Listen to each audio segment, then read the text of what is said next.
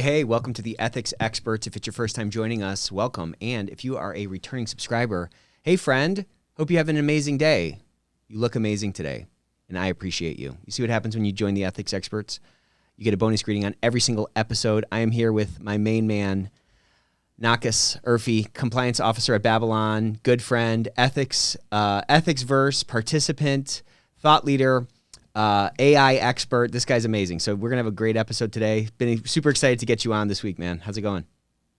Hey, Nick. It's a pleasure being here. Thanks so much for having me. And yeah, it was a great ethics verse session and look forward to our podcast today. You should have heard. I shared it with you, but the response we got from that session about AI was phenomenal. And there was, some people said it was the best one that we've ever had, which is high praise, by the way. But it was, and there were so many other topics that we didn't even get to talk about that I had like lined up to dive into. Not the least of which is this Chat GPT thing, which is really popping off. It's like they split the atom, and we could talk for a whole hour about that. So why don't you give us a rundown of what that is, what you know about it, and how you think this is good? I mean, this could revolutionize everything. Yeah, about open chat. It's based off of different things that is feeding from the internet, and it's really there's so many ethical considerations also that are going Yeah. to stem from it. We haven't even possibly encountered all the thought about all the use cases. Just think about in terms of education now, and um, who writing essays and plagiarism. How do you start to detect that?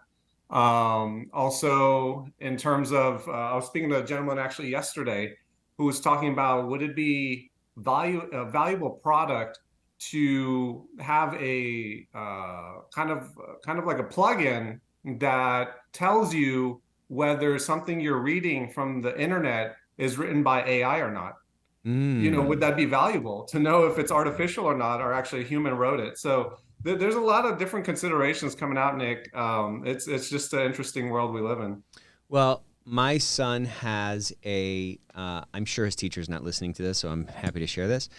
He's in fourth grade, and he has a report that he has to write about Alexander Graham Bell, who invented the telephone. And we plugged it in to Chat GPT and said, hey, write us an essay of X amount of words about Alexander Graham Bell in a fourth grade style. And it was like right on. It was crazy. It was Yeah, absolutely nuts. And yeah. and I told my Um, wife, and she was of course horrified. We didn't turn it in, wink, wink. We truly didn't. But I started kind of thinking about like what is the future going to look like for these guys. And I remember when I was in, high school, I had teachers that wouldn't want us, for reports that we had to write. Don't use internet sources. We had to go and yeah, learn how to use the library yeah, the to do books. our research. And now nobody cares about that. And think about how my grandmother would look at my handwriting and say how terrible it is. And I was like, Yeah, well, I don't need to write. I just type. yeah. And is that going to be sort of a picture of how our children's lives are going to be in terms of interacting with AI? Maybe they're not going to need to learn how to write essays. They're just going to need to know how to speak to the AI and feed it the right, prompts to get the outputs that we want. Yeah. It's a really interesting consideration. Um, yeah, you have to think about AI should be used as a tool to augment and supplement our lives and make it better. That's hopefully the goal here. And there's so many use cases that eventually we can start using in our own businesses Mm-hmm. to help start up different projects or even policies that we might have to write. Why start from scratch? You just have such a great tool here. More and more philosophically thinking about for society, there's this concept I've heard before. Think about replacing books, and we're reading less, and Yeah. almost the dumbing down of society. And so that's kind of my concern is the less we have to use common sense and even know how to figure out directions when we're walking around because we have GPS on Oh, our phone. great point. Now, if we don't have to even read books and look up information, everything's just right there. there is pause for concern about, dumbing down society and getting too dependent, and then long-term effects too. That's a great point. That like map thing is such a it's such a picture of what you're kind of talking about, or what kind of the pitfalls could be from a straight up dumbing down society perspective.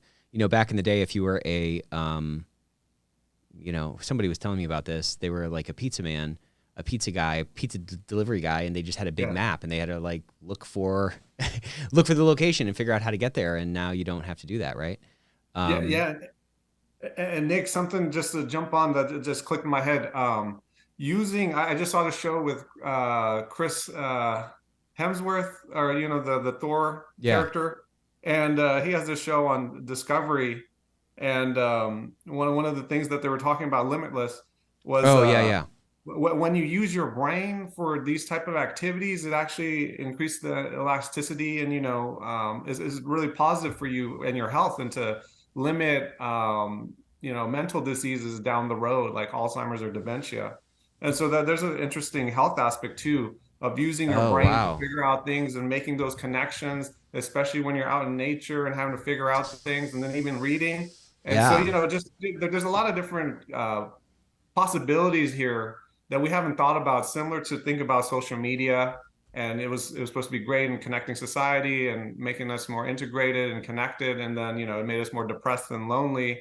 And then you start thinking about metaverse and virtual reality and long-term implications we haven't even thought about. And even now, open chat.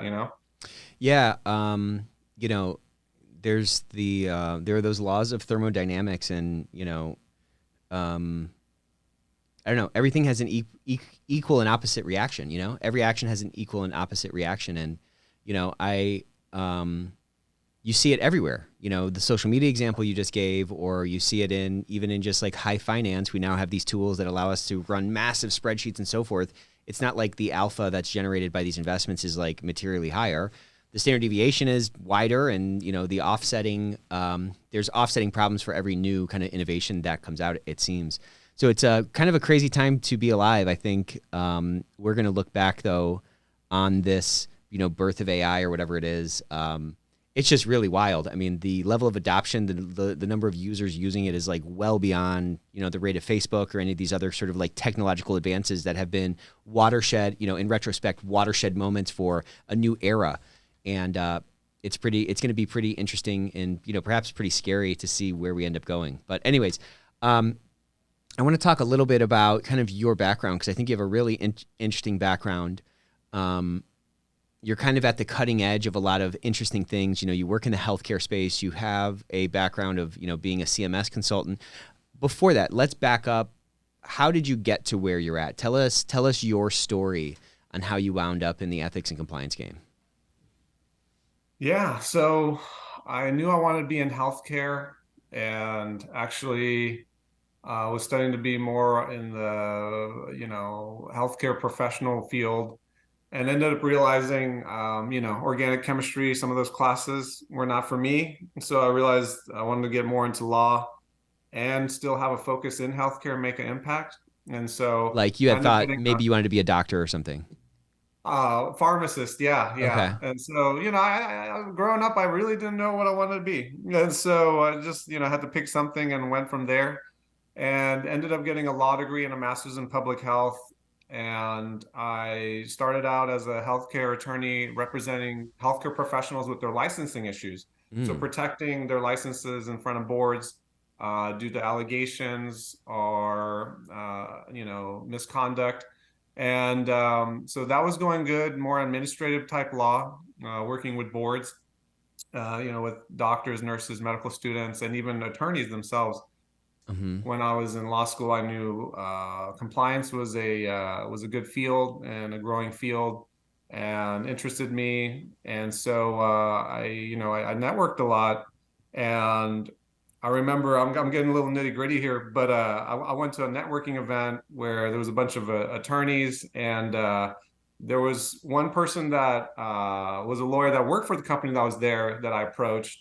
And I ended up, getting a referral, submitting my resume. getting hired within 2 weeks, and the Wow. rest was history with healthcare compliance. But that was after a long period of networking, But Yeah. all that work gets put into there, and yeah, from there I worked in a healthcare insurance company that had multiple lines of business, including Medicare Advantage, which is the most regulated healthcare insurance that we have in the US. And we were actually under a corporate integrity agreement with the Office of Inspector General for Mm. illegal sales and marketing practices.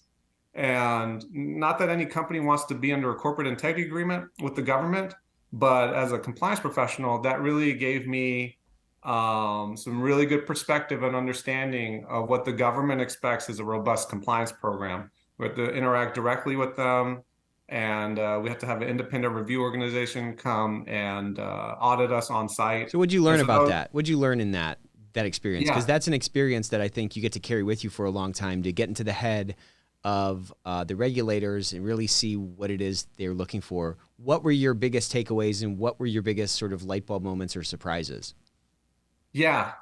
To me, it was this the level of expectations of the government and how it was one of my first experiences, and that's what I jumped into. And Yeah. so to me that was like, oh, this is compliance. Compliance helps out the organization with so many different things, is involved in a lot of different things. It's tracking different things as well. Yeah. And I had a holistic view of the whole organization actually through the requirements of this corporate integrity agreement, from our financial statements to the org structure, to making sure everyone did their training. And there was no leeway here. It wasn't that 95% or 96% was going to cut it.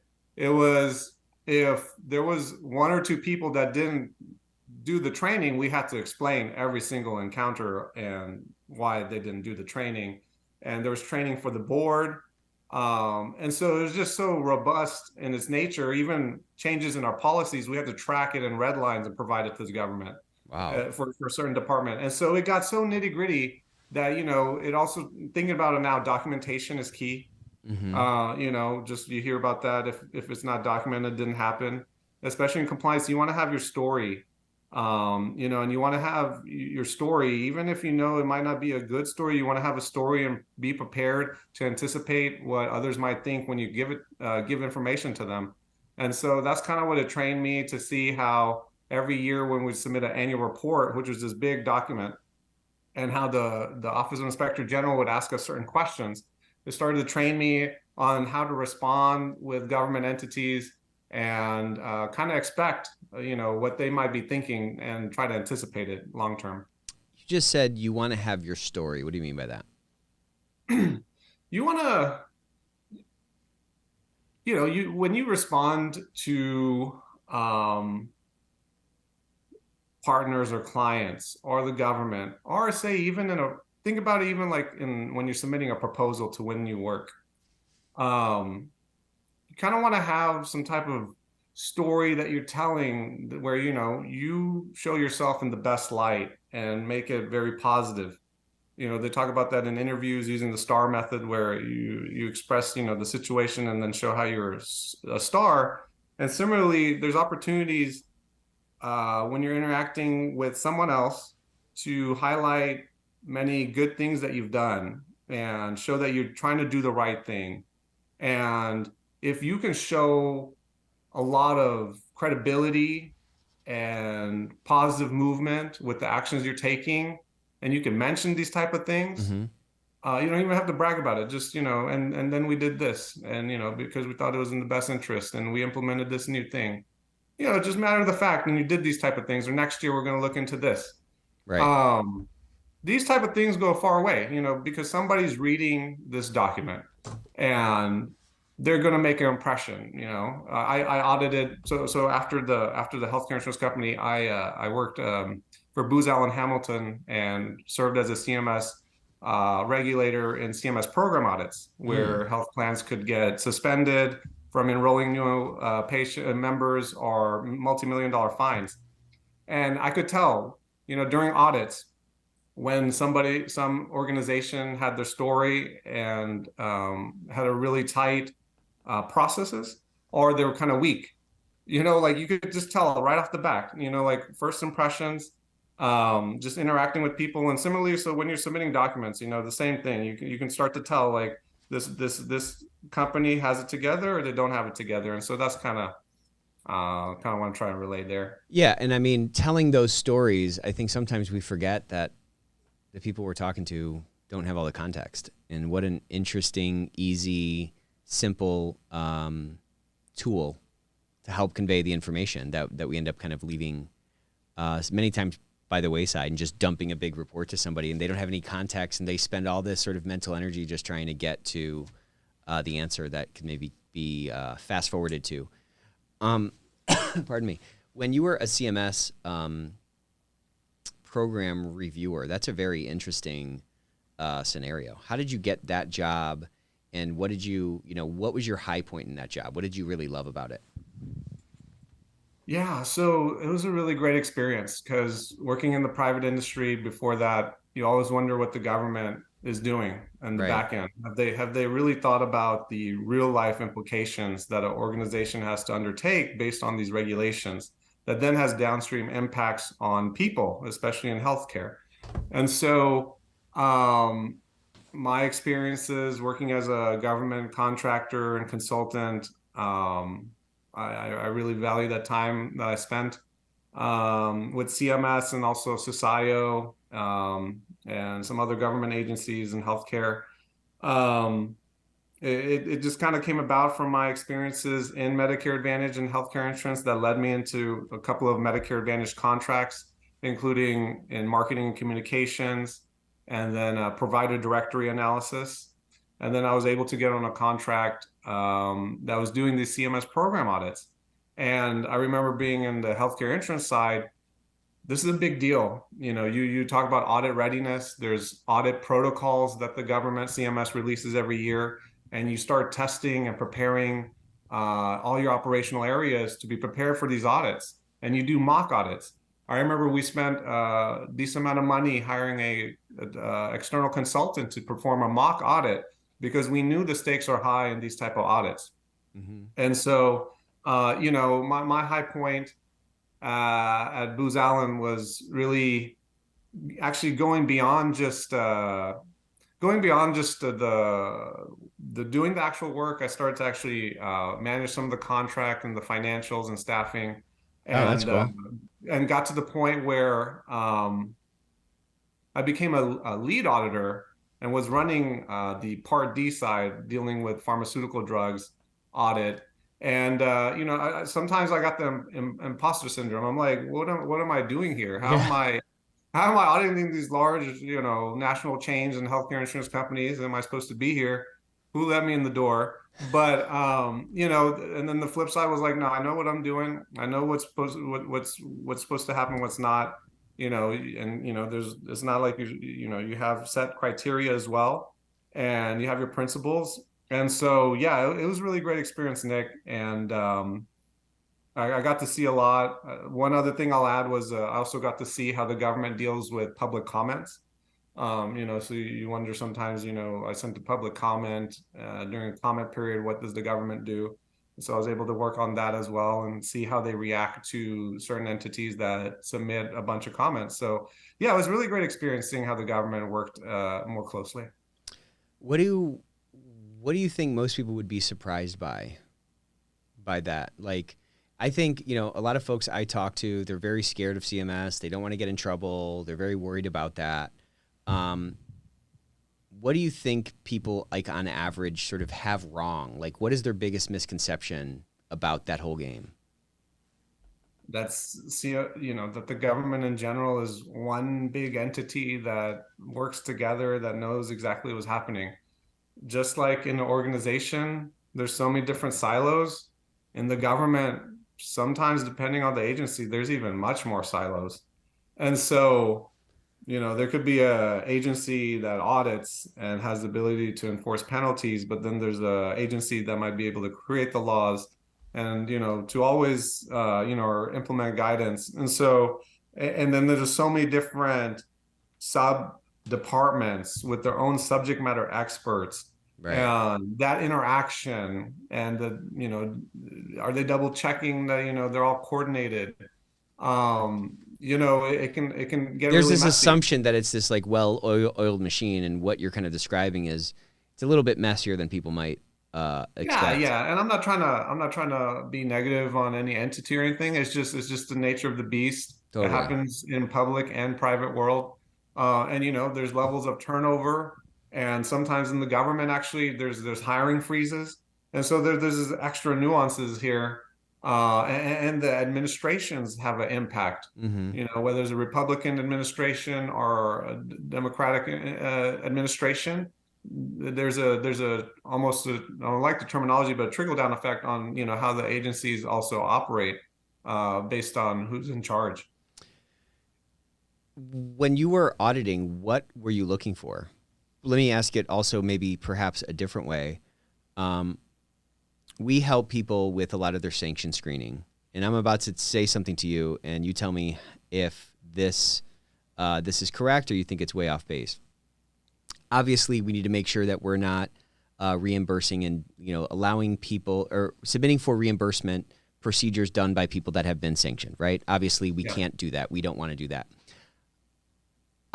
From what I understand, and other folks that I've spoken with, the government recognizes, though, that this is a very dirty process, that the data is very dirty, and what they're really looking for is a genuine effort to try to uncover the wrongdoing. That what we're really looking for is, do we have a coherent process, a cohesive process that is consistently applied over time, that has a reasonable likelihood to uncover and prevent the types of risks that we're talking about.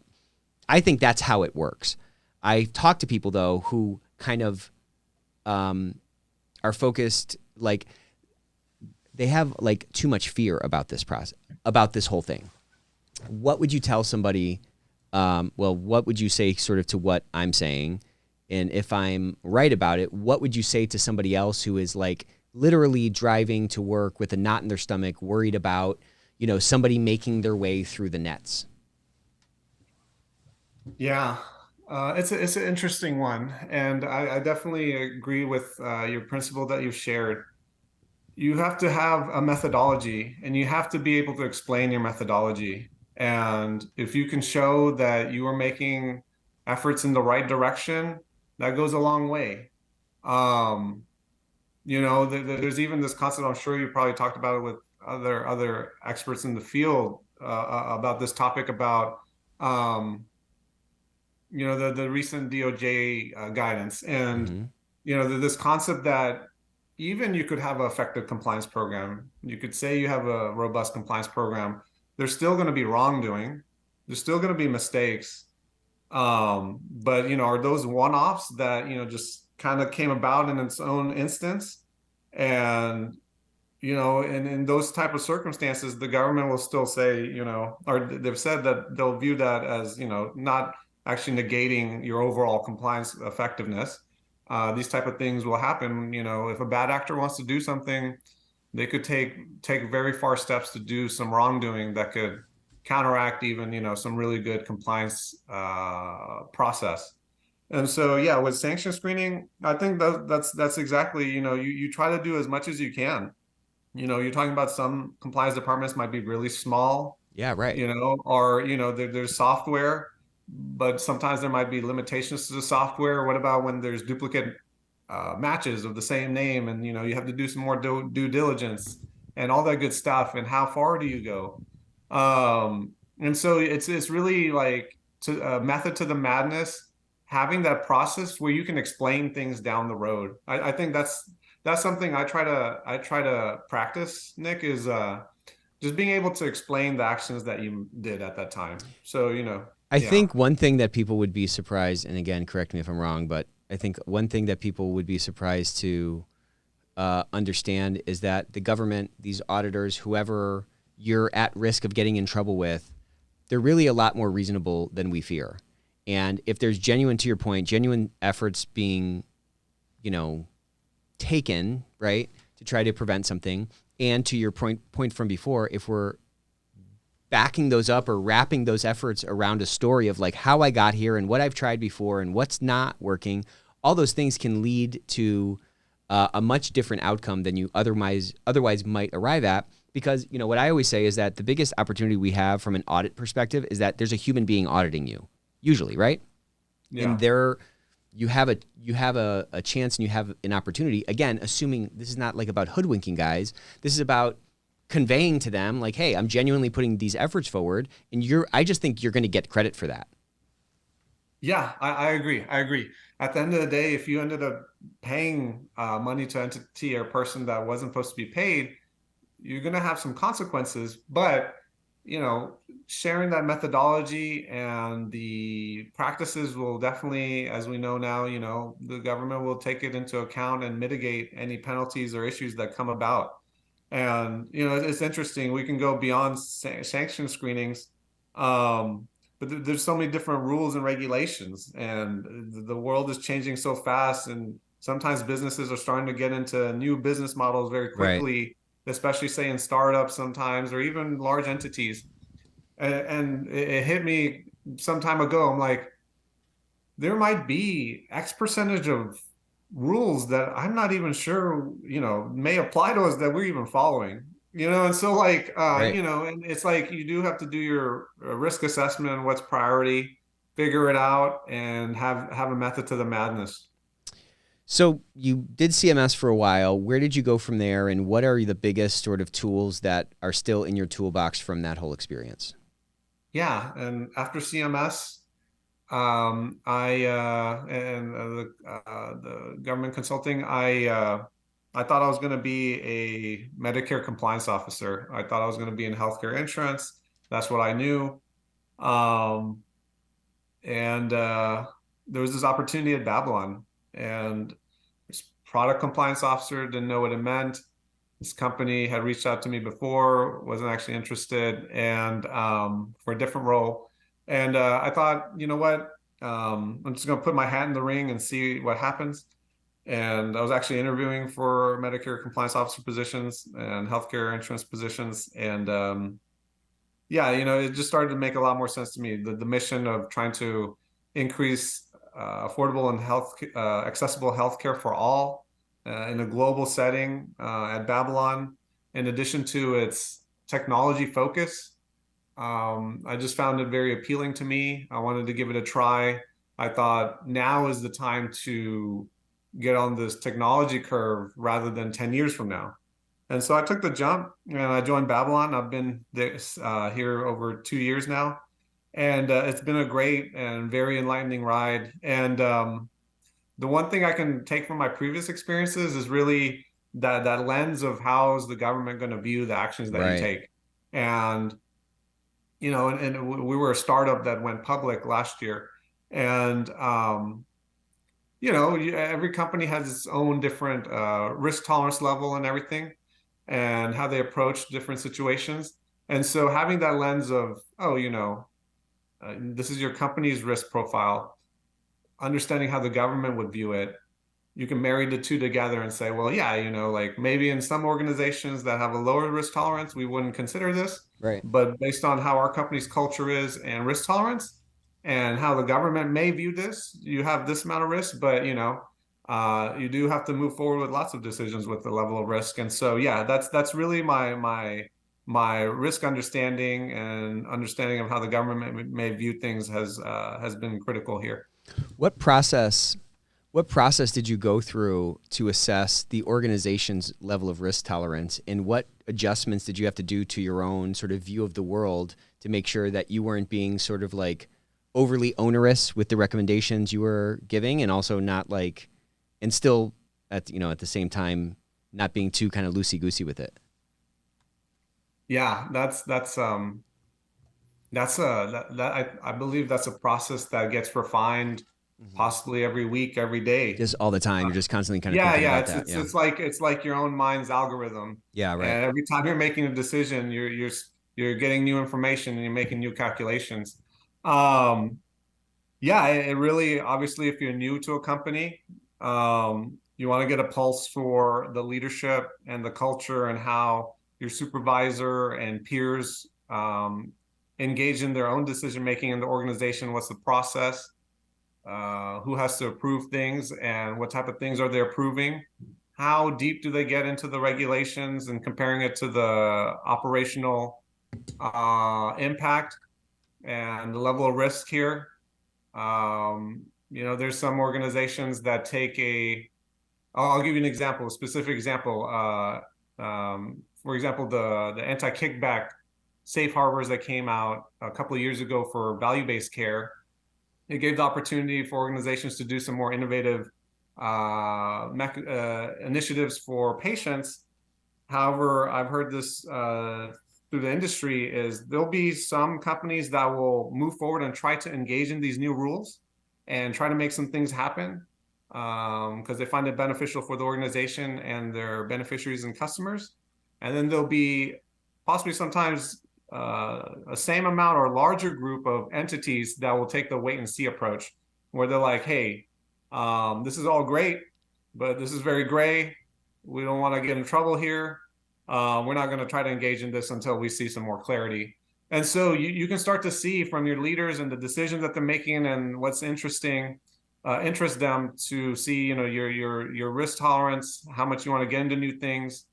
What's the culture? Do they want no's, or do they accept no's, or will they just override the no's? Mm-hmm. Or will they work collaboratively to understand and get to the yes that's best interest of the organization, that's also taking into account risk?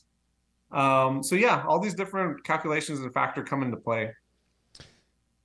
I have like a great eye for people, I think, if I can toot my own horn. And very quickly, when I met you, I recognized you to be kind of a next-gen ethics and compliance person. You're a next-gen person that recognizes the role and the value that a compliance officer can play from a business perspective, not just in terms of keeping folks out of jail, keeping the company out of trouble, but in truly kind of creating a culture of integrity, clear lines around the field so guys know what's inbounds and out of bounds.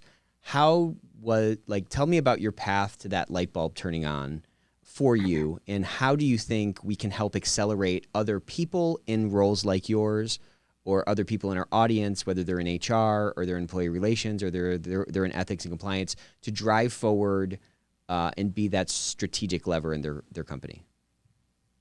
Nick, that's a really I appreciate that compliment. That's a big compliment, and I want to echo that. I started seeing you more recently, and it was great meeting you. And you definitely, I view you as a next gen leader, promoting such innovative concepts to compliance and ethics professionals and HR professionals. Love your concept of really building the ROI case for compliance and ethics professionals and taking more credit than we usually take credit for. Yeah. As for me, I started to realize, it goes, our profession can go beyond just the black and white rules. And I've seen this, I still see this, I still hear this, that, I don't want to deal with my compliance professionals. I don't want to talk to them. They usually just say no. I've seen compliance professionals where they'll give guidance to their business partners that are very confusing. And sometimes I would even read it and say, like, I don't understand what's the next step here. Right. And I think that's a real unfortunate case, because a great compliance professional who's integrated enterprise-wide or in their certain areas has a great opportunity here to have a broader scope to connect the dots with the regulations and what you can and can't do. It's not always what you can't do, but it's actually what you can do. Yeah, right. And as a person with the regulatory intel and knowing what's coming down the pipeline as a proposed rule, and then as an actual rule, and hearing about it very quickly, usually one of the first people in the organization, you could actually introduce new opportunities and business opportunities to your own organization and leaders that they weren't even thinking about. Yep. Because you're paying attention to the industry in a certain aspect, you're getting this regulatory intel, how it works in the operations. So this also takes another step for a compliance professional to really understand their business. Yep. You have to understand your business. If you understand your business, and I remember the chief compliance officer in the first organization I worked at, she told me, listen to the financial earnings. And back then I was like, oh, why do I need to listen to the financial earnings? How's that in my position going to do so much? But, Great now advice, right? it's like, no, like where's your company going? What are they trying to do? What are their main priorities? Yep. How does that align to your role? You hopefully have a good view of many different departments or even enterprise wide. You know what regulations apply. You know what's coming down the pipeline. You're talking to different people. You can be a change maker. You can be a dot connector on Right. how all these things work. You connect people together. You make things happen, and you solve problems and you get things done. And so, maybe sometimes it's the opportunity working in a small organization and being able to wear multiple hats. But you could take that to a larger organization and certain projects as well, the same concept.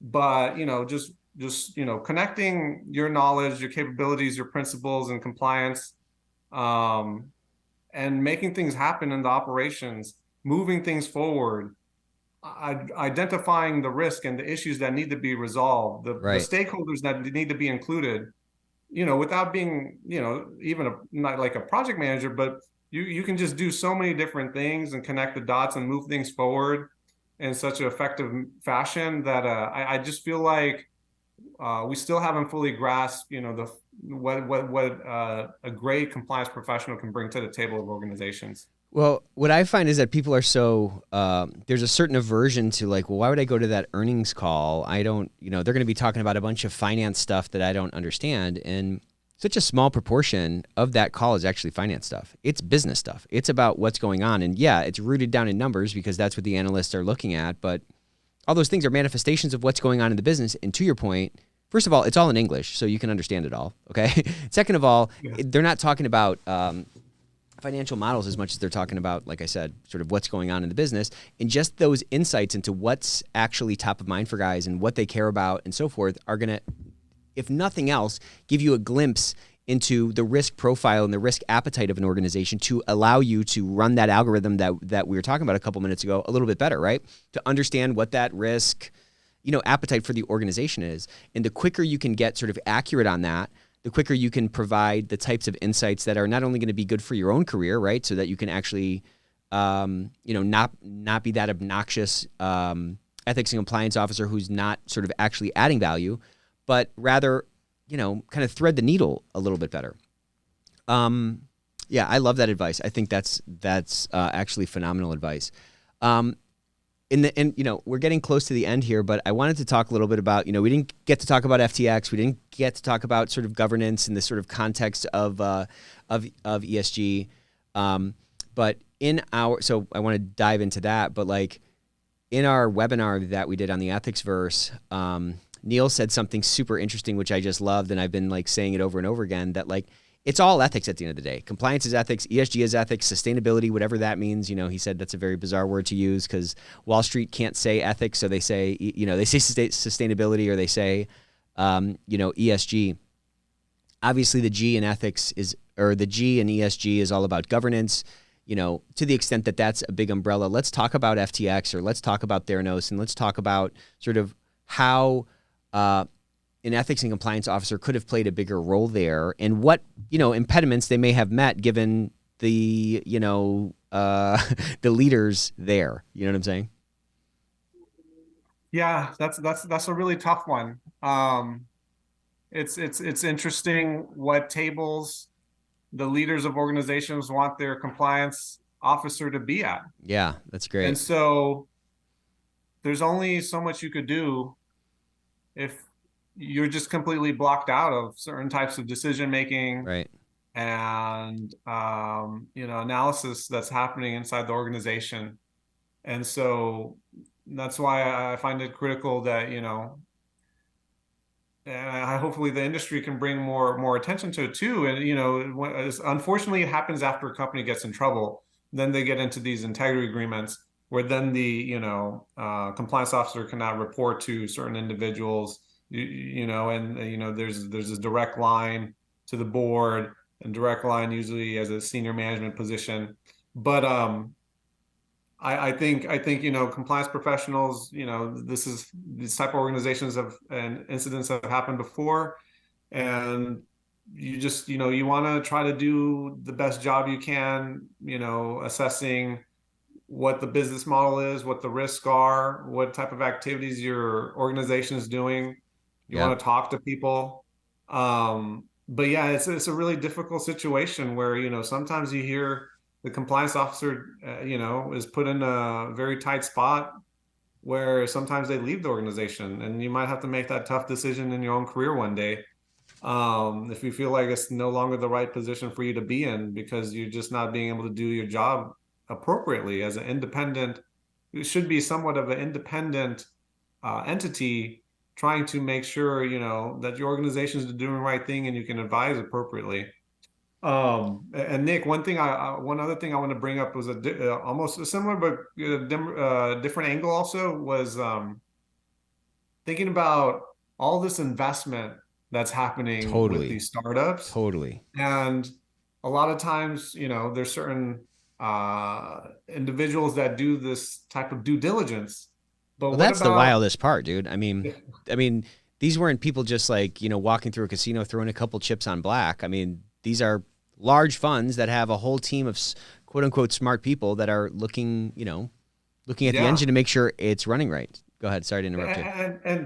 and I wonder in the future, and especially in this current day environment where money's a little tighter right now with the impending recession, or we're in a recession, that is there opportunity to tap into more of the compliance and ethics professions and governance to do a little bit more critical analysis on the front end before Yeah. your funds start to invest billions and millions of dollars into these entities that are have this great story, but are they really having the appropriate controls and processes in place to really be sustainable long term? And so that's an interesting concept. It is an interesting concept, and at some level, it's kind of mind-boggling that all that money was able to pour into both of these organizations. At some level, without these kind of things getting sort of asked about, right? That governance thing seems like so super basic. Also, it's like, kind of to your point, none of the lessons from Theranos were learned, and none of the lessons from the thing before that were learned for Theranos to allow, to happen. So it's going to keep going. Our profession is a great one to be in because knowledge work economy, people are the thing, and the added complexity means that there's so much more, opportunity for things to go wrong. Man, Yeah. I could really talk to you all day, dude. It's been a great episode, as I knew it would be. What do you think is next? What's next for you? Where can people find you? What are you excited about for next year? Yeah. People can find me on LinkedIn through my name, Nakis Urfi. Hopefully I'll be, trying to push a little bit more content if I find the time to. And yeah, I don't know what the future holds, Nick. I continue to want to make some positive impact in the healthcare field. I think it's a really great time to really integrate the digital health and technology pieces with our healthcare industry. And so, that's where I'll be. And hopefully staying connected with you as well Absolutely, and man. seeing you at events and staying in touch. I really appreciate the opportunity, Nick. Thanks so much for having me. Yeah, I'm glad you joined us, man. It was a lot of fun. Let's definitely stay in touch. And to all of our listeners, thank you for joining us on this episode of the Ethics Experts, the coolest, fastest growing ethics and compliance podcast in the world. See you next time.